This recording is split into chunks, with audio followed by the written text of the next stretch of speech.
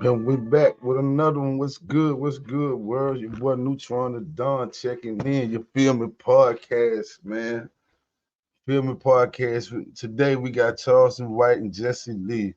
Now this it's real early in both of their career. You know what I'm saying? I still see a little bit of water down to Jesse, but I watched a little bit. I ain't watched the whole thing. I want to watch with y'all. You know what I'm saying? This before Charleston White turned to how he is right here. But I think he's still doing what he's supposed to be doing for the community kids. You know, like he say he be acting online or whatever. You know, your boy Jesse, you gonna see some moments in here. You know what I'm saying? But you feel me? You know, let's play a little bit. You know, the intro. Where y'all at? Where y'all at? But y'all come on in here. Come on into the live. We live. We live. Come on, we live. Fuck what they talking about. Just cut on the beat. Stay on the sidewalk. Cause you wasn't in the street. Fuck what they talking about. Just cut on the beat. Stay on the sidewalk. Cause you wasn't in the street. Fuck what they talking about. Fuck what they talking about. Fuck what they talking about. Fuck what they talking about. Fuck what they talking about. Fuck what they talking about. Fuck what they talking about. Fuck what they talking about. Fuck what they talking about. Fuck what they talking about. Fuck what they talking about. Fuck what they talking about. Yeah, man. What's good? What's good? What's good, man? Where y'all at? Where y'all at, man? Watch your boy Charleston White and Jesse Lee. Go ahead, tap in right quick.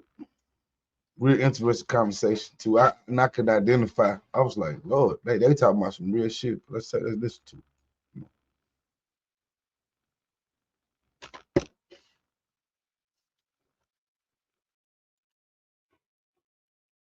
HYPE, which stands for Helping Young People Excel.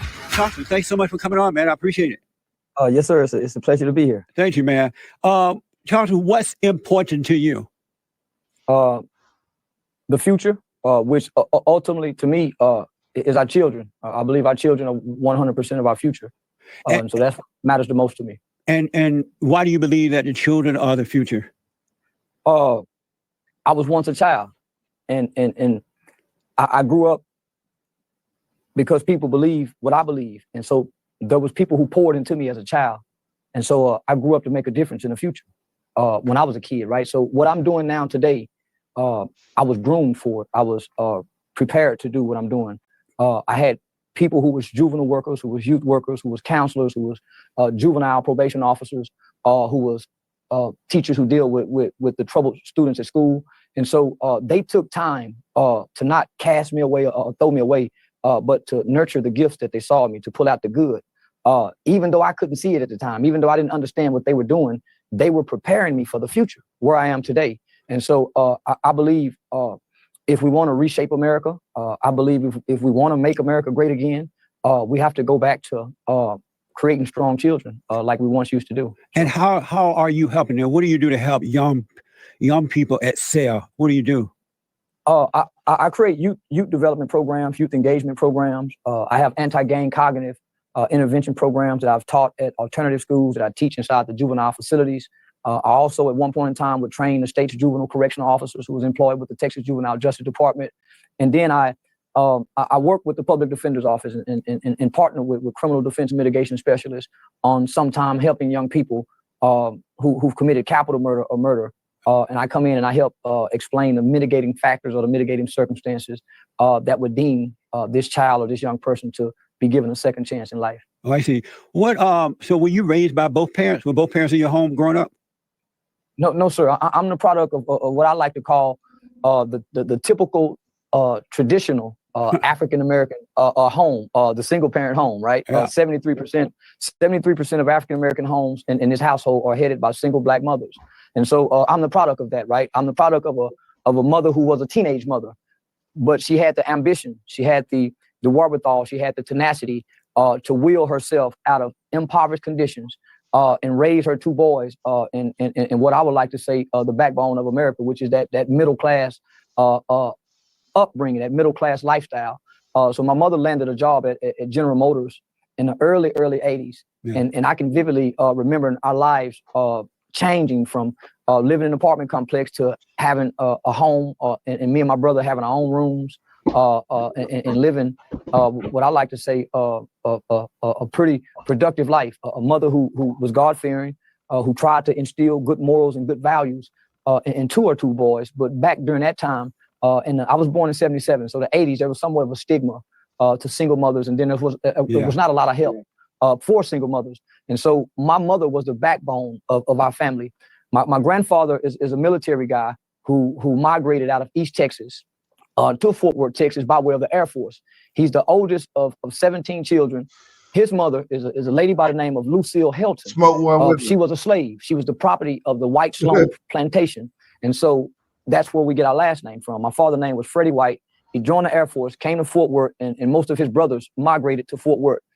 When you say that, when you say your mother was a God-fearing woman, what does that mean?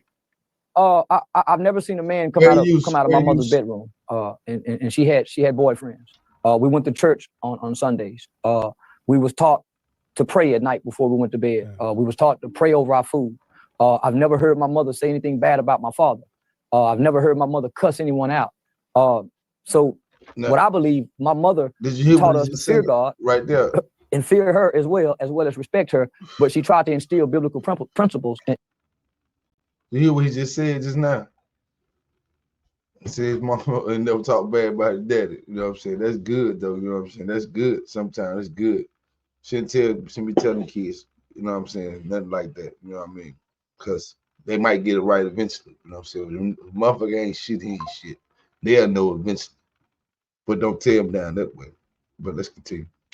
Into us at an early age in life. So as far back as I can remember in my life, we had a foundation of biblical principles. Did you have any relationship with your father growing up? No, sir, I didn't. No contact at all.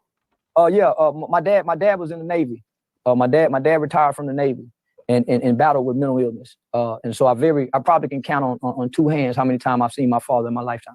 So what was it like for you not seeing him and being with him growing up? Did you yearn for him, or what was it like? All children, especially boys and girls, yearn for their father. There's a strong desire. Not having a father there, right? And your mother not having the words or the understanding, or maybe the time to explain to you what it's like to not have a father, right? So most single mothers are working. I don't know what it's like to be hungry. I don't know what it's like to come home and have our lights cut off. So my mother was very financially responsible, and at some point we made it to a level of. I do. I damn sure do. Like everybody, but you know what I'm saying. But most of us 80s babies and 70s babies, some parents made it out, but most of our parents fell victim to the crack cocaine epidemic. You know what I'm saying. But you know what I'm saying. But we pretty smart. I think that's 80s babies the best class ever. We can all go down in the 70s. I think 80s and 70s is the best ever. But that's just my 2 cents. Affluence, but not having your father there as a kid, not being able to articulate it, you internalize, right? So when the parents get divorced, kids typically blame themselves. So as a kid, you have questions. Where's my dad? Why is my dad not here? You may have a neighbor. I had a Hispanic guy by the name of Brian Alanese. Brian Alanese had a father. So I spent the night at Brian's house. Spending the night at Brian's house gave me a dad at times, right? Yeah. So you get to see what a family structure looked like. Then when you if you was raised by your mama, you handled it cause I really didn't know until that I didn't have no dad until I seen other kids with fathers. So that's when it hit me. When I was a young man, you know what I'm saying, early, like you see kids dads coming to school with lunch, and when dads come to school, I'm like, what was that? Oh, I thought everybody had no dad. You probably had like 10, 20 people in the neighborhood who had fathers growing up in Boulevard Homes. Well, that I could say, that I knew, you know what I'm saying? Everybody ain't had no dad. So I thought that was pretty normal. But when I realized other people had dads, I was like, man, I ain't really asked questions, but we weren't allowed to ask questions. You know what I'm saying? But let's continue. You go home, you have questions, you have internal thoughts. So as a kid growing up, mom working. So when I'm getting out of school, mom's going to work. You feel unloved, right? You feel rejected. Then that turns into hurt. So there's a pain that just simply revolves around the fact of a father being absent, that this kid is feeling, right? He can't articulate it, right? No one's sitting him down and he's not going through counseling. So that's where the behavior begins to transpire, right? So you're feeling unloved, you're feeling abandoned, you're feeling rejected. That hurt begins to turn into anger, but the anger is just a smoke screen, Yeah. right?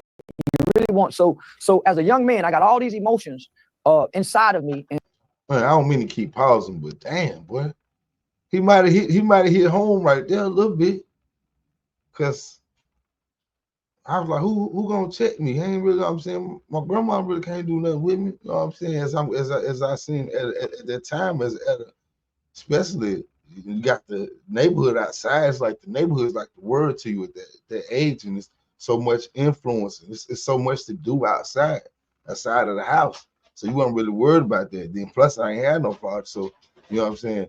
Grandma, you know what I'm saying. As long as I make it home before the street lights come on, she pretty much ain't, you know, that's all she want me to do, make it home. But let's go. And so when I get to school, I got the PE coach, I got the math teacher, or I got the school police officer. When he confronts me, hey, young man, you need to pull your pants up. Well, all these emotions causes me to resent him. Yeah. So I got this displaced anger, right? He's done nothing to me, but he's a man. He's a male authority figure, and I want him to come home with me. Yeah. I wish he can come home with me. So I resent you telling me what to do, trying to correct me, and you can't come home with me. So I began to hate you, and I began to despise other men, other male authority figures, mainly other black men. So when Right, you so were when you were asked your mother, where is my father? What would she say? I never thought to ask. You never asked at all. I never thought to ask, because what's not there, you don't know to ask that. It's normal, right? We come up in a generation where children don't ask questions. Yeah. We come up in a generation where kids don't ask grown folk questions about grown folk things. So I read that you ended up becoming a part of a gang when you were younger. What made you? Go ahead. What made you get involved with gangs? What made you get involved with them? It was everything I was looking for. Coming from a single parent home, never been spanked by a man, never been disciplined by a man, never been corrected by a man, never been hugged by a man, never had a man say I'm proud of you, never heard a man say I love you.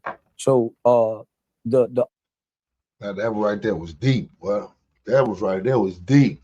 It's like, Lord, I could just remember, like, you know what I'm saying? Because back in the day, you know what I'm saying, man, you know, you had your granddaddy, you know, the OGs, you had your uncles, you had nobody wanted, like, you know, like anybody really telling they proud of you, you know what I'm saying? Wasn't nothing to be proud of back then. You know what I'm saying? The badass running around doing whatever, you know what I'm saying? Just proud for you to be alive. That was enough, but I don't know, man. You know what I'm saying? Like, when I made bad grades, it was always there. When we made good grades, it was just like, so that's what you're supposed to do. And that is correct. That's what you're supposed to do. But I don't know. But you always, as a young kid, you always want validation from your peers or your family members, or especially somebody that you think that you look up to. But let's go. Older guys in the game gave me the affirmation that I sought to have from a father figure. Did you know at the time you were doing it because you were looking for the love of a father? No. You talking about a child with an undeveloped brain. They don't know what the fuck they doing. Yeah, you talking about an undeveloped brain kid. Everything that a kid does is all impulsiveness, right? Based on what they feel or what their friends are doing. I just wanted to belong. It wasn't a matter when you're going through what you're going through as a kid. You don't know I'm doing this because dad not there. Right. You just know you feel something. Yeah. You just know you was born into a condition. You was born into a situation where your dad's not around. You don't know that's not normal. So I met a kid. Go ahead. I met a kid once before here recently, and he had both his mom and his dad. And so I asked him, "Hey, what's it like to have both your mom and your dad?" Yeah. He couldn't understand what I was saying because he don't know what it's like not to have. That's right. So to grow up and every child you see don't have a dad, that becomes normal. It's the house with the dad that everybody say, "Hey man, they got a dad over there." So you don't know until you grow up and you can look at your life and assess your life where you can start connecting the dots. But when you're a kid, it's your environment, it's the conditions, it's your nurture, the foundation of your home life dictates what you're going to go outside and become. It's interesting. It's interesting in that your mother brought you out of poverty, or and bought a home. She got a job, and you and your brother ended up with your own rooms and everything. And yet that wasn't enough for you, because I read. Like, hold on, right quick. That was a lot right there. Like, I was getting back to what I'm saying. Like the kids really don't know. Like 1, 2, and 3, and 4. Like they really don't know that their dad ain't there. Because they probably have some uncles or something, but they don't know until. Well, I don't know, because they come out saying mom and daddy. Like they naturally know. You know what I'm saying? So I don't know, man. I don't know, but I didn't know until I seen another kid with a dad. That shit powerful shit. But join the gang, it was. I think that was shit. Man, that's what my niggas doing. That's what it is. Shit. What else we gonna do? As kids, we want to belong to something. But we used to play football, and they had PAL coming through the neighborhoods down here in Charlotte. But once all that stopped, we used to go to trade winds, dance on weekend, and then that's where we got introduced to get really gangs at. Really, a little bit of both. Neighborhood wise was always neighborhood, but when you start go to other places, then they start be like this and that. Like, what's this? Then you get interested. Try to see what's going on, see what fit for you. You know what I'm saying? It's always the person. You know what I'm saying? You got to go through it to get through it. But let's continue. Yeah, that you decided to run away from home and go on a crime spree, which led you to murder at 14 and go to prison and all that. So it's interesting how I've never been to prison. I mean, jail. Let me just say this. To jail, right? I went to juvenile. I went to a boys' home. Oh, okay. Let me just say this. Okay. Culture, right? Culture is way more influential, way more powerful than home life, upbringing. Let me give you an example. There was a time when black people hung from trees, and there was white people standing in the crowd saying, I don't agree with that. But they wasn't going to speak out because culturally it was okay to hang niggas. There was a time when white people. Hold on, you seen the motherfucker Jesse smile. He crack a smile when he say they hung black people from trees. He laughed at it. You seen him? What's this? I don't agree with that. But they wasn't going to speak out because culturally it was okay to hang niggas. There was a time when. You see that? You see that smirk right there? He's smirking. He think that shit funny. Uncle Ruckus. That shit crazy, man. Uncle Ruckus. He's smirking.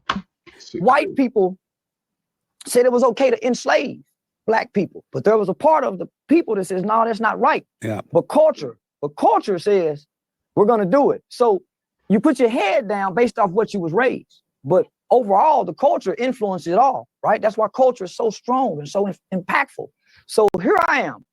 I'm born into a culture that goes against what my mother teaches us. Yeah. I'm born where my culture, I got my mom saying, you need to go to work.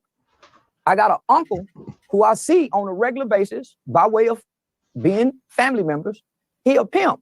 I got a grandfather who sells drugs. I got another uncle who sells drugs. When I look across the street, I got another neighbor. He's getting out of jail for robbery. My cousin. So when I come inside and I cut my television on, I'm born in 1977. Think about the culture then. Pimps was glorified during the black exploitation film era. Yeah. Superfly, the Mac. So I'm growing up watching all of this on the culture.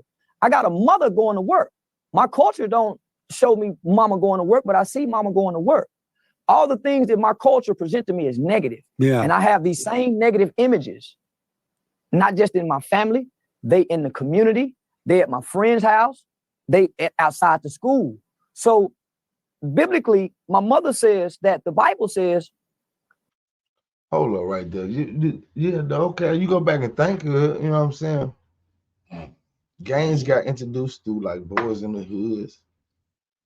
I don't even really remember in society talking about no gangs. It was just, I don't know. But then you had Colors. Like, that's when gangs got outside of LA. Then you think about They love our culture. The whole world loves our culture. If we don't stamp it, it ain't it. If we don't say, yeah, it's like that, yeah, it's like that, yeah, that's fly, that's that what they say type shit. Yeah, we just create shit and then we go with the culture. You know what I'm saying? That's the culture. Now the culture is getting turned into an algorithm. Pretty soon they gonna say they made it up. Let's go. A son can do nothing without his father, that he can only do what he see his father does. So if there's no father around, who do you mimic? Mama? So I know a lot of young boys who didn't have no uncles, didn't have no brothers, didn't have no male cousins. So they was the little boy sitting down peeing outside when we were standing up peeing. So I seen a whole lot of little boys who was mimicking mama. So they sat down and pee until they went to school. Yeah. So I had uncles and mimic, right? So Confucius said, he who controls images controls minds. My little mind was being controlled based on me being young with a young, impressionable mind. So it's not that I went against my mother. I have a culture. You got NWA, fuck the police. So all of this is being pushed upon us as children culturally. Yeah.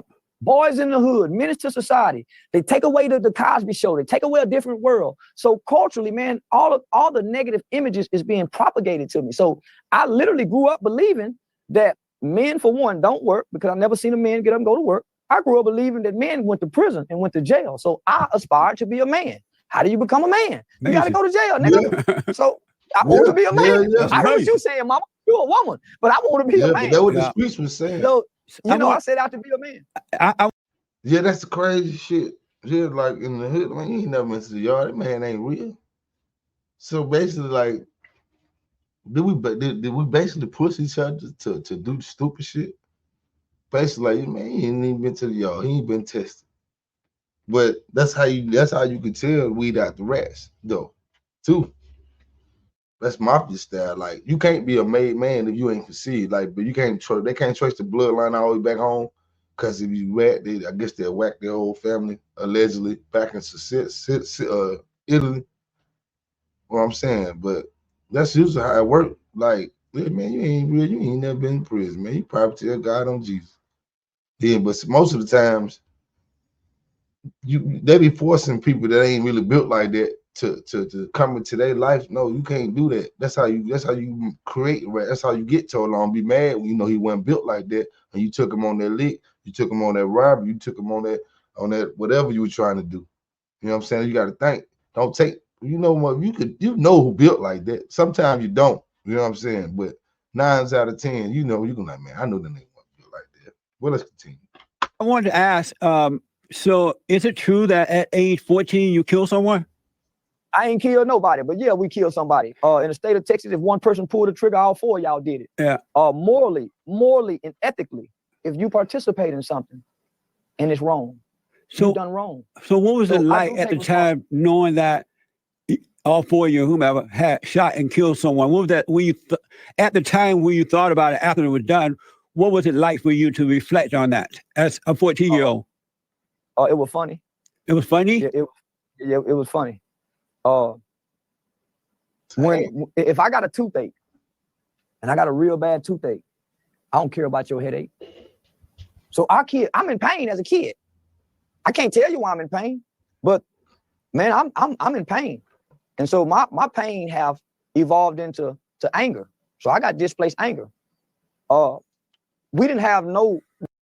Hey, you think he really thought that was funny? He didn't think that was funny after he realized what had happened. Ain't no way you thought that was funny. Put in the comment if you believe he thought that was funny. Make sure you like, subscribe, and share. I'm on all streaming platforms. Appreciate you tapping in too. No remorse for what we did when we done it. We don't understand what we did. Yeah. A 14-year-old don't understand. They know they done something wrong. They know they killed somebody, but to understand the ramifications. Look, cuz up, Corn. What up, Corn? What up, cuz? Love you, nigga. And the reasoning, there's no way a kid can do that. So when you would hurt someone, did it ease your pain? No. Hurt people, but hurting people don't take away your hurt. You just hurt other people. No, it don't. You're as a kid, you can't Process this. You're trying to ask logical questions for a kid to give answers to an adult when the brain process, all the medical, all the data, all the science and research that we have in this country says the human brain does not develop to at or around age 25. That's why the insurance rates don't go down until after 25. So they got this information.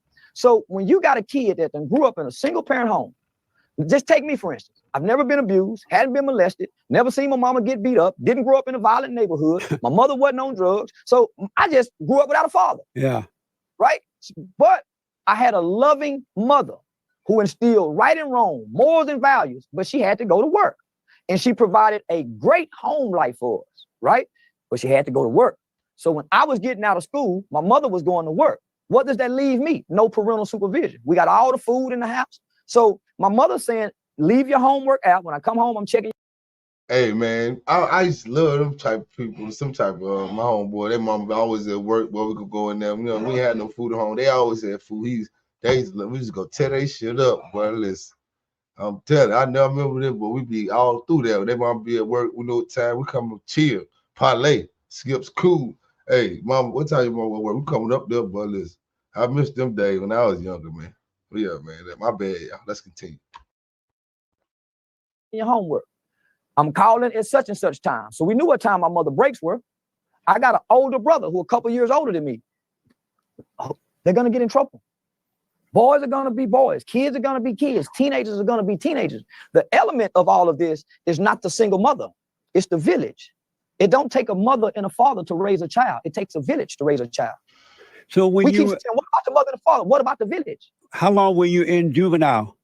I spent right at 7 years from the age 14 to 21. Best time of my life. And when you were there today, how long were you supposed, the sentence was for how long?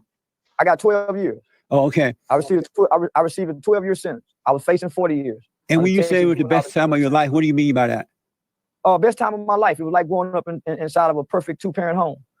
During the time of my incarceration, I became one of the first children in Tarrant County in Fort Worth, Texas, to be tried and adjudicated for the crime of murder.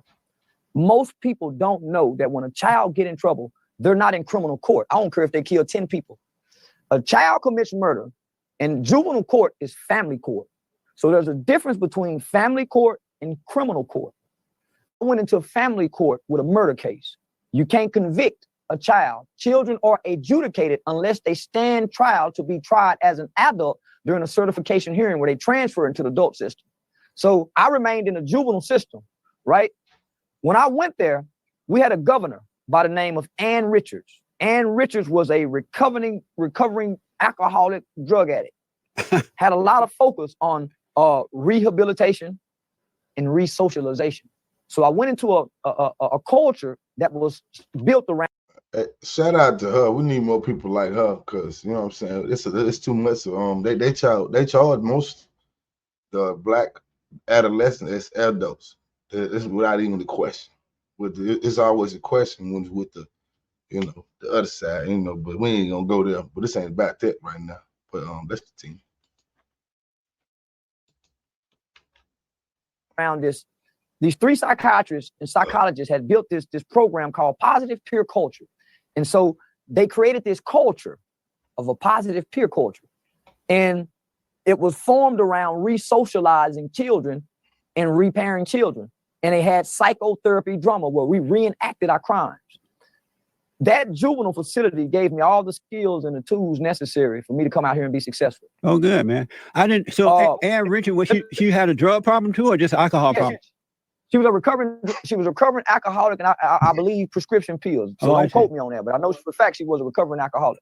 I used to work. Her daughter, Cecilia, was my boss at one time when I worked for the union.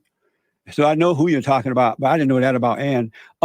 Yeah, so she had a lot of heart, man, for building programs, man. So the program that I was in had a capital offender program that helped us get in touch with victim empathy.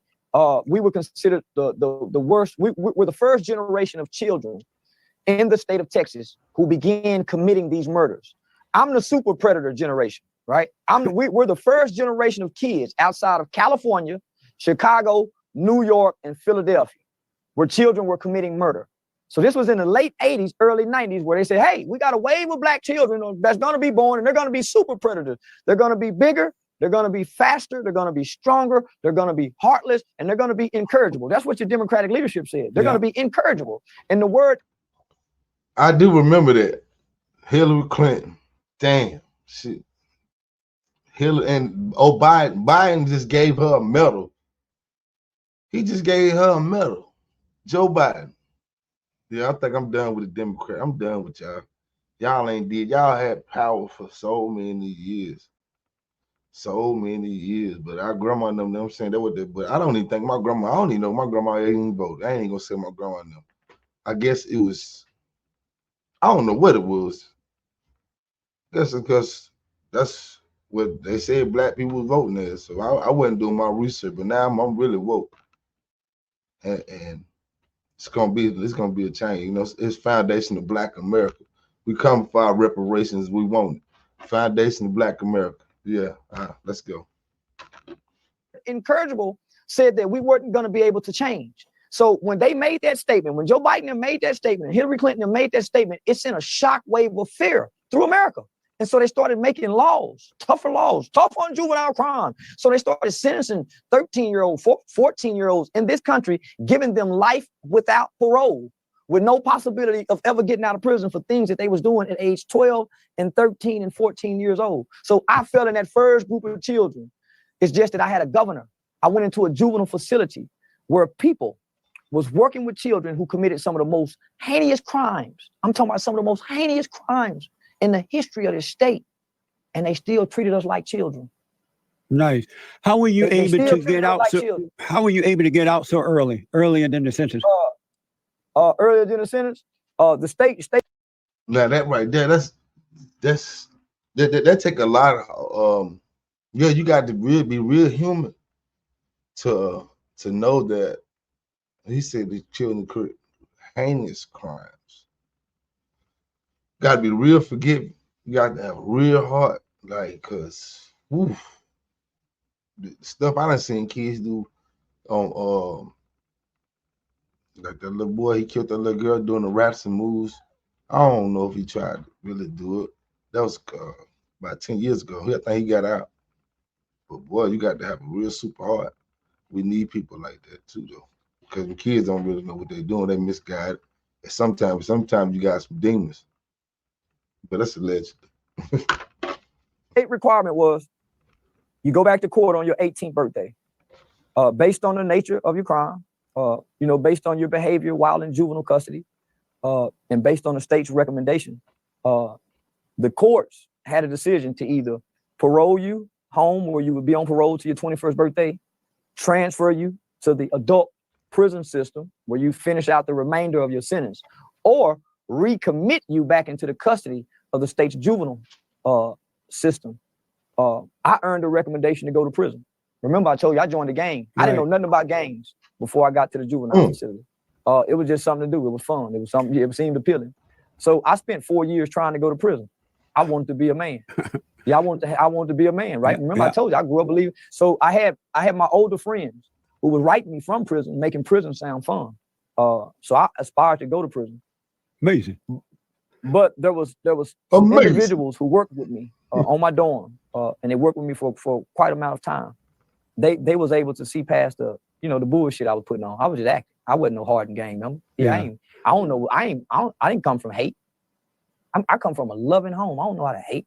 I can act hate. You see what I'm saying? How old were you when you got out? I was 21. I had just turned 21. So I was from 14 to 21. So when I got out at 21, so I got recommitted back into the juvenile facility based on those individuals putting their jobs on the line to come testify on my behalf. And so when you got out, did the world look different to you? Yeah, they had 2-story McDonald's and Burger King with the PlayStation, with the playgrounds on the inside. Yeah. The world was totally different. Amazing. So I got to ask, were you ever into your blackness as an identity? No. I was in the bullshit what grown folks said. I never had an identity. That's why I played so many different roles. That's why when I started out in elementary, I played the flute. Like Little Boy Blue. Then when I was introduced saw the movie Colors, I wanted to play gangbanger. When I saw a movie Pimp, I wanted to play Pimp because I didn't have an identity. I never had nobody to tie my identity to my race. Nice. I just always believe white is white, black is black, they against us. So we was always conditioned with bullshit, but nobody ever gave us an identity. So what do you think about the blacks that are into their identity? They're into being black, their color. Oh, here he come. Oh Lord, y'all get your popcorn. Here he come. My boy Jesse, here he come. And they're using that as an identity. What do you think about that? They're into their blackness. Whatever person identify with, it don't bother me. I identify with what's right, but I relate to what's black. I don't eat white people cooking. They don't cook like me. They don't season their food like me. White people don't put grease in their hair. So you think it's okay to be into your blackness? Is that the right way to live? Yeah, why wouldn't it be? White people into they white, Mexicans into they Mexican, Chinese into they Chinese. But does it make it right though? Yeah, make it right. In what way? What you mean? Everybody else is in the day. Why wouldn't we be in the house? Shit, you talking about? Why? Listen, I ain't with that Dr. King shit. Everywhere I went, and I'm all black, nigga, I ain't getting treated like the niggas go treat me. But listen, you better identify with your black. And why? What you mean? Why? Everybody else identify with your black. I know, but that make it right because everyone else doing it. Listen, red birds identify with red birds. Bluebirds identify with bluebirds. Zebras identify as zebras. Amazing. How you go not identify what you are? Nature. You didn't get to pick this. Did you ever hate white people? Yeah. And do you still hate them? No, I didn't hate them then. It was just a thought because that's what you hear. And how did you see white people at the time that you hated them? What made you? Oh, man, listen, man. This man crazy. This man crazy. He hate his own skin. He hate his gum because they black. He hate Whoopi Goldberg's lips because they black. Shout out Bernie Mac, man. R.I.P. Bernie Mac, man. You hate them? Listening to bullshit as a kid. Same reason white people fear black people. Listening to their bullshit ass uncles and granddaddies. We don't get to know one another until we grow up and start going to school, going to college, getting our own jobs. Yeah. But in the beginning, we sitting around at Christmas, hearing our uncles say some racist shit, hearing our racist granddaddy say some shit. White people sitting around hearing racist shit, black folks sitting around hearing prejudice shit. Ain't no verse versa. So what happens is children mimic what they see and repeat what they hear, whether it's right or wrong. So even a little white kid, nigger, he don't know what the fuck he's saying. Same with the little black boy. I got a racist teacher. You don't know racism. Most black people don't know racism because racism is so hidden in the fabrics of this country. You don't know it's there, motherfucker, but it's there. How did you overcome hating whites? Oh, I started fucking white girls at an early age. Yeah, I started fucking on white girls at early age. I ain't bullshit. My mama moved. Listen, I'm one of the first niggas to live among white folks in the 80s. My mama moved us to Pantego, a notoriously known all-white community. Yeah, I went out there and realized white girls like niggas. Yeah. My mama them say, my grandmama them say, hey, listen. Hey, but Dr. Umar, he ain't lying, Dr. Umar. He ain't lying, Dr. Umar. I know you ain't gonna disagree, Dr. Umar. Hey, listen, you better listen. I agree with you, my nigga. They not racist, but a black woman's biggest fear, if we move around white people, the white girls go holler rape. We done seen what happened to Emmett Till and every other nigga that like to chasing that white girl cock. So no, man. Oh shit, no, man. Once I went to fucking on white girls, ain't nowhere in the world I can hate white people good at white girl pussy. So what do you think about this war that's going on between the blacks and the whites today? Listen, it's gonna be over with. I tell niggas all the time, go make a baby with white girl. But most black people think that white people are their enemy today. What do you think about that? They don't think that not after the Kardashian, after keeping up with the Kardashian racism is just about to be over with. But they use it for everything. The mulatto, I got mulatto babies, so I don't know racism. Yeah, listen, I'm one of the only niggas I know that damn near fucked every race of woman you can think of. I done had loud pussy, Japanese pussy, so I don't know nothing about racism. Fuck, if that's how you stop racism, fucking and shit orgies, parties, but that's how you stop that shit. But the mulattoes is gonna save us. Do you believe racism exists? No, not no more. Not after rap music and Michael Jordan tennis shoes and what's that yellow boy name? Stephen Curry. Do you believe racism ever existed? Yeah, you know it existed. Man, the way they used to ban it, they done niggas. They made niggas. Think about this. They used to have a whole doctrine on how to make a nigger slave. It wasn't no niggas before American slavery. It was Africans and Chinese, but niggas, the Nigger, they was made right here in America. What do you mean So by yeah, that? racism exists. He talking about foundation of Black America. That's what he talking about. Foundation of Black America, who built this country. We built this country. Yeah, tell them. I agree with that. Yeah, they made niggas. Yeah, they definitely did. Niggas like me and you. Yeah, we here. Foundation of Black America. Let's go. Well, they got a book on how to make nigga slaves. Once they stop importing Africans into America, right? Once they stop, hey, no more import, export Africans.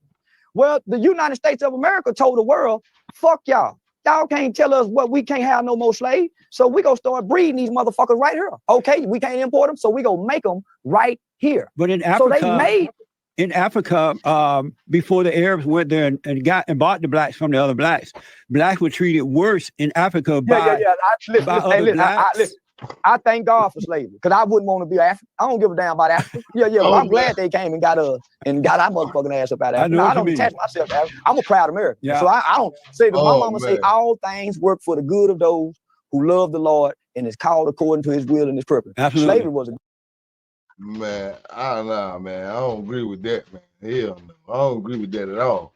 But I am a foundation, but I'm here now. It done happened to us, right? But now he tripping on that.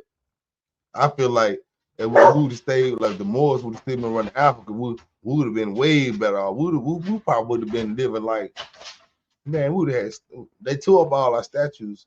Our statues still been in place. And it wouldn't be a conversation about where you from, where this and then the third. Well, why they had to scroll all the history, if that's the case. We had to be so much powerful than what we is. Tap in now. Let's go. good thing. Yeah, they rescued that motherfucking ass. I would have hated. What up, Jessica Marie? How you doing? Go up in Africa. I ain't bullshit. If what we were near now, man, fuck that. I'm so proud of slavery because it built some tenacious people. Yeah. It made niggas. Before slavery, wasn't no niggas. It was people. Then the niggas came along, and the niggas were strong. Wasn't nobody else strong enough to build America like them niggas were. Are you a Christian? Exactly. No, man, I'm a believer. I'm not no Christian because you got to read the books. And I don't want to read the doctrines. I just want to believe that God exists and that Jesus walked the earth at one point in time. No, I watched my mama. So I ain't no Christian. I just believe. And you believe what? That God is real and you can talk to him without the preaching. You ain't never got to read the Bible to access the Holy Spirit. And how has that helped you? Well, boy, I used to be a motherfucker back in my day. I used to didn't believe in God. Then when I tried to start believing in God, I went to Islam. And that's while I was in jail. I practiced the Islam faith. Then when I got tired of the Islam faith, I started serving the Crip God, the gangbanging God. Then once I got tired of the gangbanging God, I started serving the pimp God. Once I got tired of the pimp God, I just started serving Satan. I just started saying, fuck Jesus, fuck God, fuck Buddhists. And then I got to the point where I submitted. I had an awakening. You say you had an awakening? Yeah, I had an awakening. It wasn't from no bad choices. I wasn't in jail. I had a dream one day. And in this dream, I was standing on stage talking to some children. And all of my buddies who was incarcerated with me in the juvenile facility, they appeared in this dream. And we were sharing our life stories with them. And then my brother appeared. Well, I got an older brother who's serving a 99-year prison sentence for a murder he committed when he was 17. And so at the end of this dream, we all enter into these individual doors with blinding bright lights. And so I wake up out my sleep. I probably was about 23, 24 at the time, trying to find that identity that you asked about earlier. And my mother had asked me, son, you want to go to church? And I thought that was strange. I said, no, because I wasn't into that shit. And it was like 2 weeks before Christmas. So come back closer to your mic. So it was like 2 weeks before Christmas, right? So I sat on the back porch and rolled me up a joint of weed and got high. And as I was getting high, I had this overwhelming fear or urge to go to church and put some money in church. So I went to this church, sat on the back row, and this preacher walked out and he looked at me.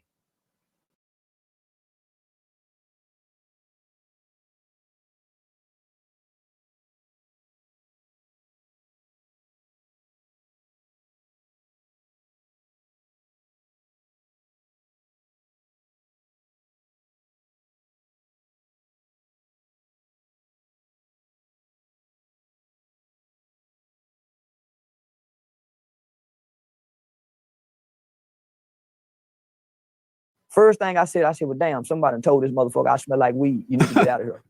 So I sit there. He began to preach about Joseph.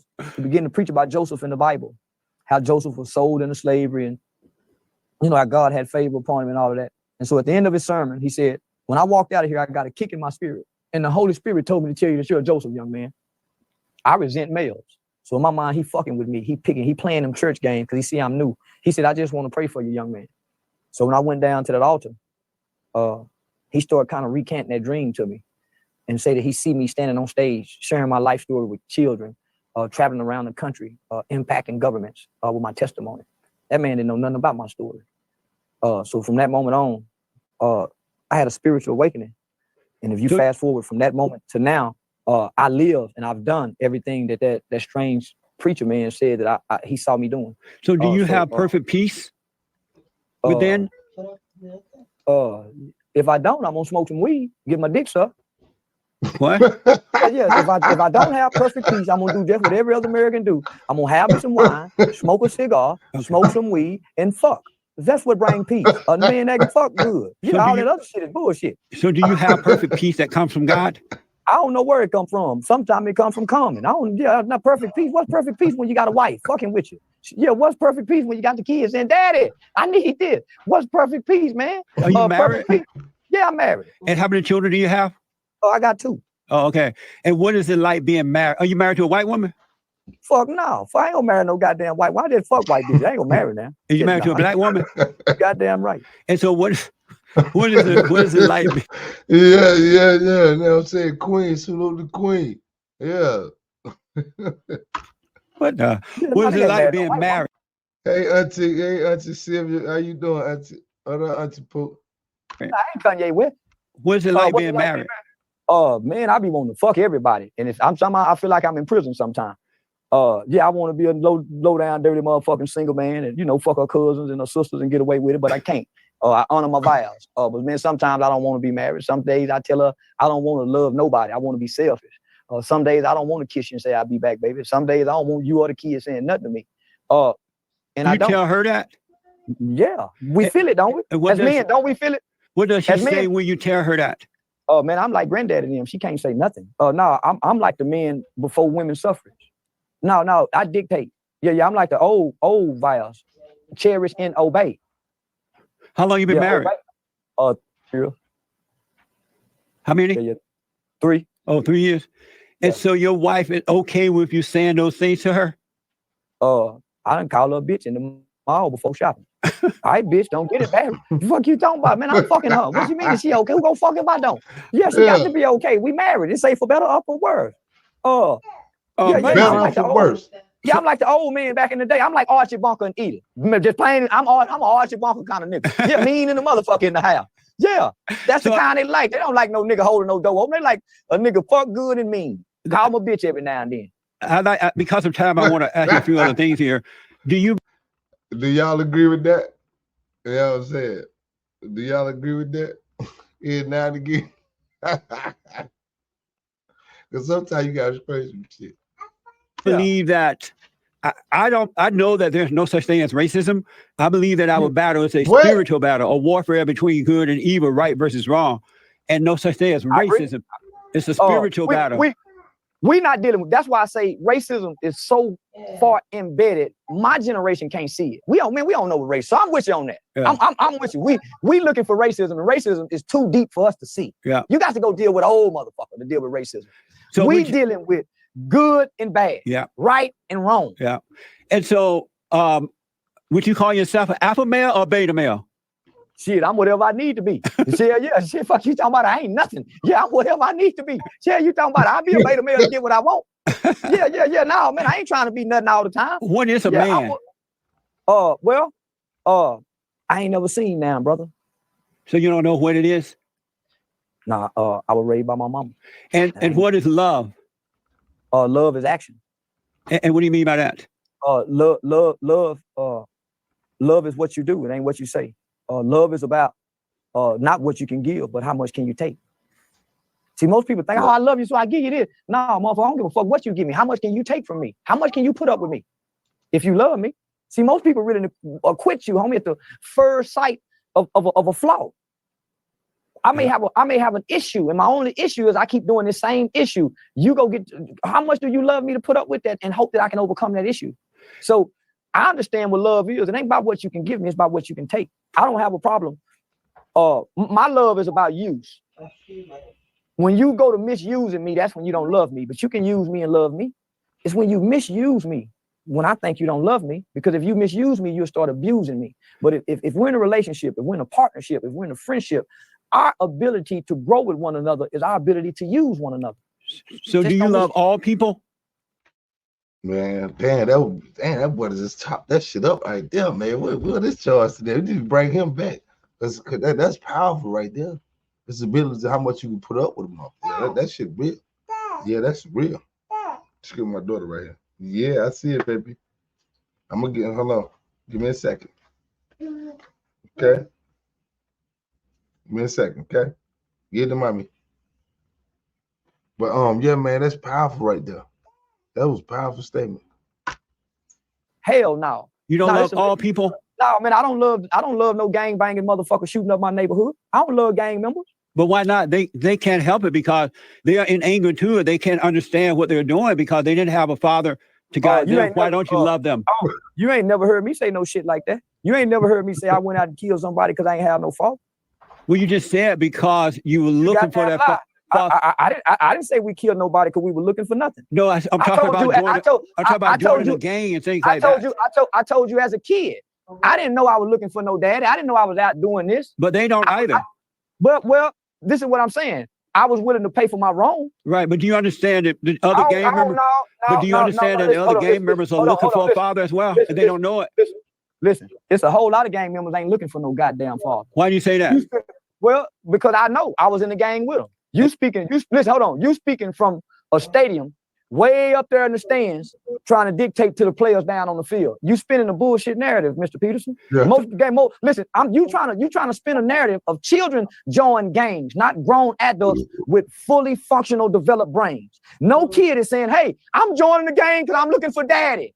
It's the attributes that the gang have available for the kid that replaces what the father didn't get don't provide in the home. So don't spin that narrative, home. But do you believe that if those adult gang members had fathers growing up, would they be in a gang? Would they be a part of a gang as an adult?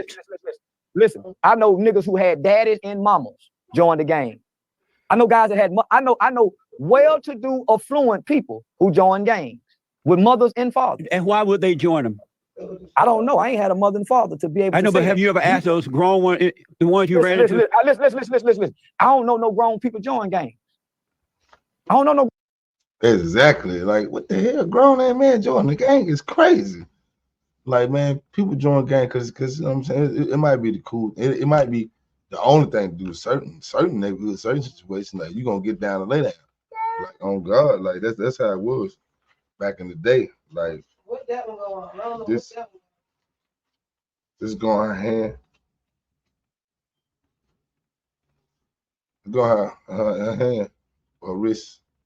But my bad. But this is what I'm saying. Joining gangs, like, it was either get down and lay down back then, or you gonna get beat up. Like, you come outside, or you know which way not to walk. So you gonna get down and lay down. Like, some people don't have a choice, especially the weaker ones, and they turn out to be the most monsters, the ones that want to join in the beginning. But yeah, grown up join gangs. Oh, you're talking about children with undeveloped brains, mostly come from traumatic childhood backgrounds, dealing with mental health and substance abuse problems. What the fuck they go join? And so, but you never ran into adult along your way of life since being in the world. Have you, especially since being out and now you understand what's going on? Have you ever ran into adult men or women who are in gangs and they didn't explain why? You never ran into that? I used to teach a class, and I want you to hear me good. I used to teach a class for all the adult prisoners that came back to Fort Worth, Texas, that was released from prison at the Central Parole Office on McCart. I used to teach the class every Tuesday and Thursday with an organization with other chaplains. The main chaplain was Chaplain Jerry Carver with Welcome Back Tarrant County. And I tell you, I have never met a grown adult member to coincide with what you're saying, brother. Maybe you should come down here and meet some of these gangbanging niggas. I lived in LA with them. I know all the most of the original founders of the sets. I've been inside the juvenile facilities. I've been inside the prison. Right now, I teach an anti-gang cognitive intervention inside the schools. That's 5 other schools just picked up. I got 20 other men, all businessmen, former NBA players, NFL players, rappers managers, all coming to these schools with me to teach this gang program. And I'm telling you, I have never seen a grown adult give the reasons of the narrative of what you're trying to spin right now, fam. So let me ask, America, are you proud to be an American? When the DC Snipers was doing what they was doing. What do you mean by that? When Gavin Long and Mekhi Johnson. Oh, yeah, I know you're talking about. Yeah. I was proud to be an American. How about now? Yeah. The shit I done got to do to white hoes and white people and get away with, man. I'm so goddamn proud America gives second chances. Most black men won't never get to kill a white man and talk about it. So you goddamn right, I'm proud to be American. I got to stand over a white boy and watch him die and tell my grandkids what kind of facial expressions they make. And so you love America? Listen, right now, I know it's a white boy with a pair of a leather jacket made out of a nigga's back. It's a white boy right now. Every family reunion, or every Christmas, he bring out some nigga ears they cut off. They got a nigga dick somewhere in the jaw. They got a big nigga's dick. A white family do. They got a nigga's ass made out of a leather belt. So let me ask you this. Come telling me about nigga. I'm proud to be an American. Nigga, fuck you talking about this where the niggas was made. Where the niggas was made. What's your impression? Made in America, niggas. What's your impression of Donald Trump, the Great White Hope? Oh, I love it. So I love it, man. Any motherfucking man that say he walk up to a woman and grab a pussy and she love it and he don't apologize. Oh, that's my kind of man now. Cause that's the type of shit I do. Walk up to a hoe and just grab a pussy. Come here, baby. What's your impression of Joe Biden? I can't stand that motherfucker. Yeah, he hate niggas. He even said it. I don't want my kids going to school with no jungle. Is that what he said? Yeah, he one of the most racist white men we'll ever know today. But he hide good behind liberalism. Donald Trump. How about Camilla? Go ahead, finish that point. Donald Trump been loving us, and we've been loving him from the 70s, the 80s, the 90s, and the 2000s. I don't know where this new shit come from. We love Donald Trump, my household. Yeah. How about Kamala Harris? Say we don't like Asian people in the black community. Ain't she Asian? I think she's Canadian. She's half black. Oh yeah. We don't know now black motherfucker from Canada, but Drake. So no, we don't like her. Yeah. We barely like Michelle. What the fuck you talking about? I like Kennedy wife. I don't agree. I love Michelle. Don't do Michelle like that. Let's get that clip. You know what I'm saying? I love Michelle. Let's go. Jacqueline. Yeah, Barbara Bush. Them my people. Nancy. Yeah, at least Nancy came up with the DARE program. Camilla Harris ain't came up with shit. Yeah. Man, she played on everybody. Yeah. And speaking of Canada, what do you think about the president over there, Prime Minister, declaring the emergency on the truck drivers, and now they'll take away all the rights of the people, and now Canada is living on a dictatorship. What do you think about the protests in Canada and the way it's been handled? They got black folks in Canada. I try not to worry about shit that don't affect us. Yeah, all the niggas I know driving trucks still driving trucks. Yeah. Fuck Canada. Yeah, fuck what the people going through over there. I ain't neighborly. Yeah. Mind your motherfucking business. He over there beating his wife. Yeah. So have you been able to? Listen. I'm so busy in my community, Mr. Peterson. Oh, okay. Man, I got a program to go in schools. I'm doing youth activism in Atlanta. I'm going to Memphis, where young Dolph was killed, man, working with the kids in the elementary schools over there. Man, I'm submerged in real community work with black children. I can't worry about everybody else. I gotta fix us. I can't worry about if white people racist. I can't worry about if my people fucked up. So I gotta heat this interview up. I gotta put you on the hot seat. So I need you. I need you to answer these questions as quickly as possible. I got you. Hold up, man. Like, we need this Charleston back because I don't hear the same energy like no more. I don't know. He probably still doing the active work, but shout out to Charles doing his comedy thing. I think he got an Underground Railroad tour coming up, 2025. Shout out to Charles. He said a lot of fucked up shit, but he said some real shit too, though. So, so I agree with some of the shit. I agree with most of the shit he say, especially when he talk about the dead. You know what I'm saying? But we need a little bit of his, we need a little bit of that. You know what I'm saying? Everything just can't be stale. But let's go. Hot seat. Capitalism or socialism? Capitalism. Do you support abortion? Fuck no. Are you a feminist? Man, no. Yeah, I'm back to, I think a man supposed to be able to whoop his woman. Hell no. I hate feminism. It destroyed America. In one word, describe Kamala Harris. Fraud. Is the Illuminati real? Man, no. Hell no. Is climate change real? Fuck no. They playing on us and playing with us. Does the rapper Lizzo need to lose weight? Man, tell Lizzo, ain't nobody fucking her. She need to lose a whole bunch of weight. How much money she got? She need to go to Dr. Miami. Boy, they can make her whole fine big as she is. You know she need to lose weight. Is white she knows she need to lose weight. Is white privilege real? No, that's some made up shit. If it is, I need a buddy pass. If heaven exists, will you go there when you die? You goddamn right, I'm going to heaven. I pray every day, God, don't let no hate be in my heart. And if it is, God, remove it. Don't let my hate. Listen, my prayer is not, God, don't let my heart be hardened toward white people. My prayer is, God, don't let my heart be hardened toward my own people. True or false? Straight white. Lord have mercy. He done flipped the whole game right now. This 2 years ago. Hate his own people. Now he can't stand his people. Lord have mercy, Charles. Let's bring Charleston back home, man. Conservative Christian men are the most hated species on this side of heaven.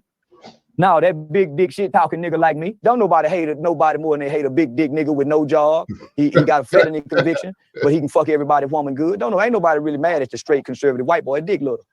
Thank you for taking the hot seat, man. Tell the folks how to get to your organization and keep up with what you're doing. Listen, don't bother me. We doing quite well with the organization. Charity starts in the home. Well, what do you mean by that, Mr. Charleston? Go look in the mirror first. Before you start to try to clean up anything in your home, go clean up what you see in the mirror. Then it starts in the home. Then it starts with your neighbor. Love thy neighbor. Then you look out into your community. Then you look out into your village. Then you look out into your city. So, no, man, we doing good. I've been able to find 19 other men to volunteer with me to go into 5 different middle schools. But if you just want to hear me talk, you can catch me on YouTube at therealcharlestonwhite.com. I got a website that sells nigger clothes. So if white folks, if you don't want to say the word nigger, you can wear it. I trademark nigger, N-I-G-G-A, which is an acronym for never ignorant, getting goals accomplished, to change the narrative on just the word and make it where, hey, man, you can embrace it now. Amazing. Charleston, thank you so much for coming on, man. I absolutely appreciate it. Yeah, man. There you have it. There you have it. What y'all think about that? What you think about that right there, man? They're like, man, that was a mouthful. That was excuse me, pause. That was a whole lot. You know what I'm saying? Charles, yeah, Jesse wasn't ready for that. The surprising with the amazing. You know what I'm saying? But there you have it, man. We've been in here about an hour or so. You know what I'm saying? I appreciate y'all tapping in. You know, make sure you like, subscribe, and share, man. But yeah, man, I seen Jesse smiling and laughing when he was talking about lynching people and shit. That kind of bothered me. I'm like, Jesse really don't care. Like, he hated his skin so much, he probably wanted to just, like DC say, jump in the bleach. But yeah, man, I love y'all, man. Y'all tap in, man. Y'all, you feel me podcast. Your boy Neutron the Don. You feel me? Get you a little bit of music going up out of here, man. We're going up out of here with a banger, man. Born in the street, product of my environment. BSP be my environment. You can't walk a mile in my shoes. I suggest that you be quiet then. So you got it on your mind, so I took it off his chest. He shoulda came correct, knowing you ain't built like that. Seen the best get killed like that. Underestimate the opponent, so I keep it out banger. Yeah, got a whole lot of spray. My tech was no ceiling, so the top floor bacon. Fuck what they talk about. Just cut on the beat. Just cut on the beat. Stay on the south wall. You wasn't in the street. Just cut on the beat. Stay on the south wall. Cause you wasn't in the street. For what they talking about, for what they talking about, for what they talking about. For what they talking about, for what they talking about, for what they talking about. For what they talking about, for what they talking about, for what they talking about. For what they talking about, for what they talking about, for what they talking about. I'm a beast. Where's these niggas, they ain't in the street. You know, be free by they eat on the beat. They trying to compare and they trying to compete. If I get on the track, then it's bon appetit.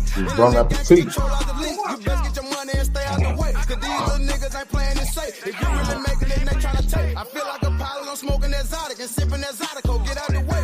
You really gotta go. I got an audible. I tell them